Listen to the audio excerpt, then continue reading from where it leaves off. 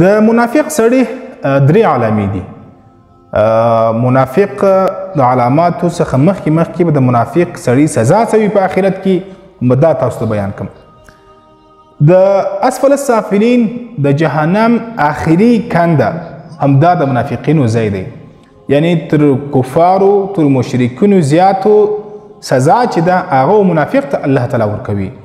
او د منافق سړي کم علامې دي، هم قرآن د هغه علامې بیان کړي دي، هم حدیث د هغه علامې بیان کړي دي. په حدیث شریف کې راځي، صحیح حدیث دی، چې د منافق سړي درې علامې دي. چې کله خبره کوي دروغ به وایي، یعنی چې کله یو انسان د چا سره مجلس کوي خبره کوي دی به په هغه کې دروغ وایي. او بل چې کله دی څوک د سره وعده وکړي، دی د چا سره وعده وکړي او د وعده خلاف ورزي کوي، د وعدې خلاف ورزي کول دا هم د منافقت علامت دی.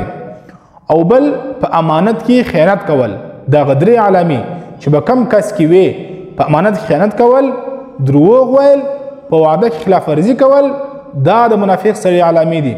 او د منافق سړي په جهنم کې به تر ټولو سخته سزا د منافق سړي وي. الله تعالی دې موږ ته د منافقت څخه محفوظ وساتي.